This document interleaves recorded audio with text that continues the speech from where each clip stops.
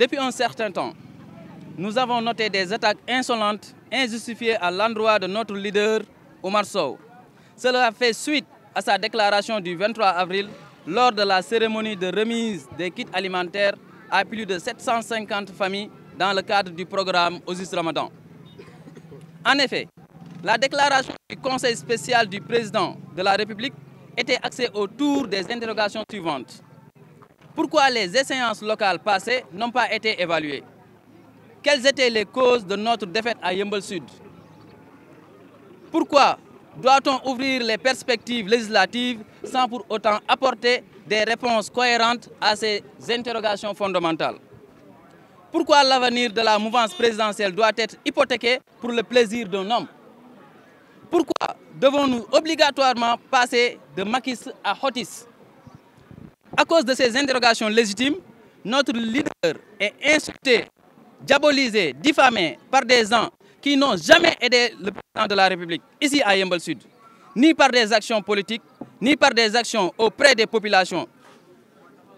Nous avons même vu des personnes débiter des contre-vérités à son endroit devant la caméra. Les mêmes qui chantaient les louanges de monsieur le Conseil spécial du président de la République, qui sont connus de par leur sale activité à Yeumbeul Sud. Heureusement que la VAR est là, du moins. Force est de constater que le candidat de Benno Bokk Yakaar aux élections locales passées est toujours entouré par des gens qui ont toujours été là, mais récusés par la population de par leur arrogance. Des personnes rejetées par la population de par leur indifférence face aux problèmes de la population, face aux problèmes de la population. Des personnes qui ont toujours tourné des fonds destinés aux populations qui affaiblissent les actions du président auprès des populations. Des personnes qui ne sont intéressées que par des gains personnels. Ces mêmes personnes avaient tout fait pour écarter Oumar Sow avant et pendant la campagne électorale. Il s'y ajoute que le candidat Amadou Hott était jusque-là un inconnu à Yeumbeul Sud. Et les résultats des urnes ont confirmé cela. Voilà deux paramètres qui nous ont conduits à la débâcle. Et si ça ne change pas, les mêmes causes vont toujours conduire aux mêmes effets. Aujourd'hui, ce que nous voulons dire est que rien ne sera plus comme avant. Aucun d'entre eux n'ose affronter Oumar Sow en face. Ils se limitent leurs attaques à travers de faux comptes sur Facebook, à travers des mensonges auprès de certains responsables. Car, il faut le dire aujourd'hui, l'ensemble des responsables légitimes ont tourné le dos à Hott à cause de ces profitards autour de lui.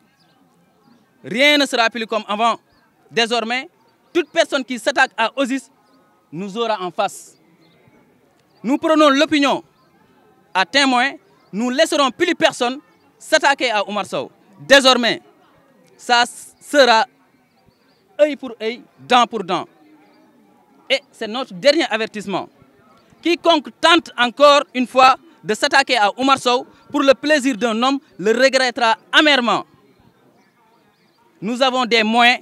et des connaissances pour bien défendre notre leader et exposer au président ce qui se passe réellement à Yeumbeul Sud. Nous n'accepterons pas que l'avenir de l'Alliance pour la République de Benno Bokk Yakaar soit l'affaire d'individus qui ne se soucient guère de la victoire du président de la République, Macky Sall, mais leur propre poche. En ministre de l'économie et du plan et de la coopération internationale, Amadou Hott est le meilleur. Mais en homme politique, Amadou Hott est plus nul qu'un débutant entouré par des opportunistes. Oumar Sow n'a jamais fait des actions pour ses intérêts personnels. Il s'est toujours battu pour le président Macky Sall, pour son parti. Où était Amadou Hott, Cheikh Tidiane Gadio et toutes ces personnes qui s'agitent qu'en 2011, Oumar Sow se battait sur le terrain pour accompagner partout le président Macky Sall? Où était-il quand récemment des personnes ont enchaîné des attaques contre le président et que seul Oumar Sow parcourait les plateaux pour le défendre? Monsieur le Conseil spécial du président a toujours défendu le président Macky Sall et il n'a jamais dévié sa trajectoire. Il s'est toujours battu pour son parti, pour son leader et ce combat ne s'arrêtera jamais. Il ne sera jamais seul car il est entouré par des hommes et des femmes engagés et prêts pour tout ici à Yeumbeul Sud et ailleurs.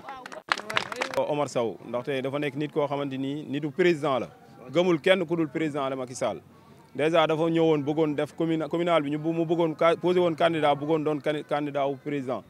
si commune bi président jiital ki ñuy wax mooy ministre Amadou Hott mu nangul ko loolu ànd ak moom liggéey bu am solo ñëpp bëgg ñëpp teg seen bët yàlla dogal mu ñàkk bi mu ñàkkee nag ñu taxaw boobu ba léegi di lancé ministre bi si suuf ak yëpp di waxtaan pour ñu xool évaluer lan moo waral ñu ñàkk ndax mënul d'accord leader yëpp ànd ak moom ñu dem ñu ñàkk benn nit di ñu gagné boobu ba léegi ñu évaluer lan moo tax ñu ñàkk mais boobu ba léegi nanguwuñ ko si wuyu nanguwuñ si ndax moom gisul lenn lu dul ndamul président mais comme gisul lu ñu ndamul président te gëm na ni ñu ngi yemaat si élection te élection yi bu ñu eggee niñ ko commencé nii dafa woon noonu ba perte élection yi même chose noonu la ñuy demaatee perte yeneen élection te moom bëggul ñu perte élection yooyu tey jii moo waral mu génn keroog bu muy def ay dons yoo xam ne dina ko dimbalee chaque année mu koy defal waa askan bi di leen ko jàppale si la def déclaration ñun dañuy seetlu bi mu defee déclaration ba léegi ñi ñaa ngi ñëw di wax di ko saaga di wax lu nekk si presse bi di wax lu nekk mais ñun gëmuñu loolu liggéey lañ xam mais li mu wax nag moom comme nanguñu ko dégg moo tax mu génn si kaw wax ko si kaw ndax nag gëm naa ne boo demee si benn affaire ba mu jeex war nga mën a toog nga évaluer xool lan mooy problème bi mais dafa am ay entourage yoo xamante ne ñoo wër Amadou Hott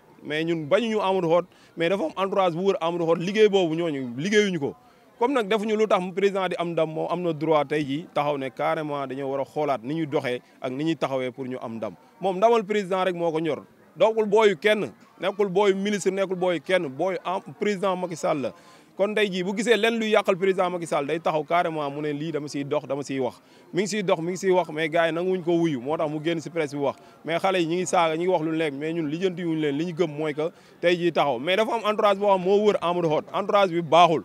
comme entourage bi baaxul nag war nañ taxaw ñu xoolaat ko bu ministre Amadou Hott taxawee mu ne yëmbal bu bees la wax tey jii bu dee yëmbal bu bees dañu war a gis ay xar kanam yu bees it ay nit ñu bees gisaat liggéey bu bees mais bu fekkee dañu yëmbal bu bees ba pare même anciens yi nga xamante ni bi parti bi foloo ba léegi ñoo fi nekk mënuñu defal président Macky Sall dara ñoom ñoo continué même méthode di fi nekkaat di liggéey ñun gëm nañ ni loolu du dox comme nag moom président moo ko yabaloon mu ñëw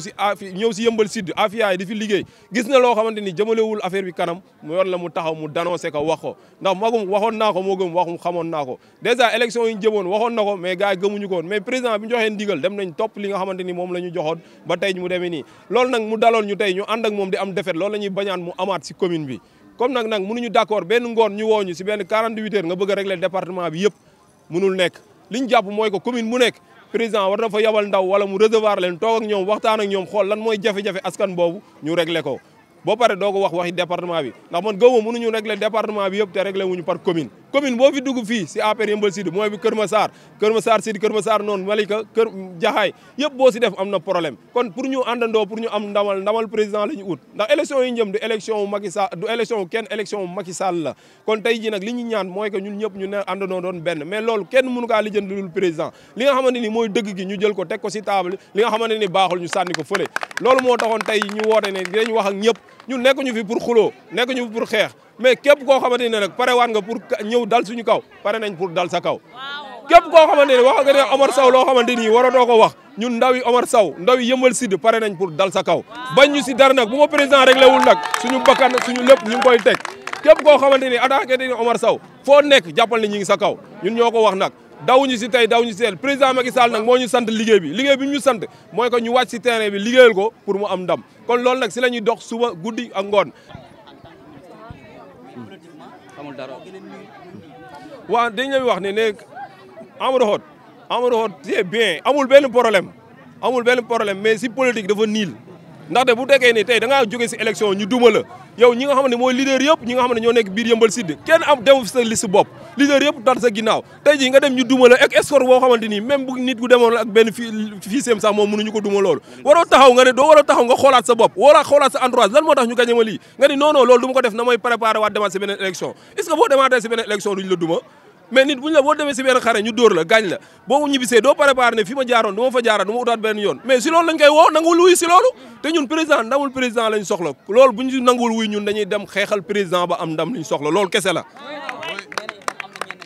ne si am na ay ñoo xamante ni ñoo fi nekk ay coordonnateur depuis bi ñu fi nga xamante élection parti bi mee ngi fi nekk ba léegi mënuñu satisfaire nit ñi bëgguñu leen xar kanam yooyu man mënu ma gëm ne da nga ne Yeumbeul bu bees nga ñëw indi fi même chose comme ñi fi nekkoon depuis élection yi ba léegi kii nu mu tuddati parti bi mu sosoo ba léegi ñoom ñoo fi nekk nga ne Yeumbeul bu bees leen nit ñi nawloo wuñ leen nit ñi respecté joxutuñ leen cër ndax duñu wax nit ñi dëgg te luñ leen mës a jot ñu jël ko def ko seen bopp ah kon tey jii ñooñu bëgguñu leen dañu bëgg sox yëmbal bu bees ñu xoolaat yeneen xar kanam yu bees ñu diriger waat APR pour ñu dem loolu kese lañ fi indi échec boobu nag moo tax tey jii ñu woote ñu ne nañ fi waxtaan ñun ñëpp mooy staff Amadou Hott bu bon ndax staff mënuñu jàpp ne tey jii ñu ne staff bi benn cabinet lañ jël cabinet ministère ñu def ko fi tey jii ñu séance yow APR nga bokk si ñemee woo wax boo waxee dëgg ñu ne la 16 bi doo si kii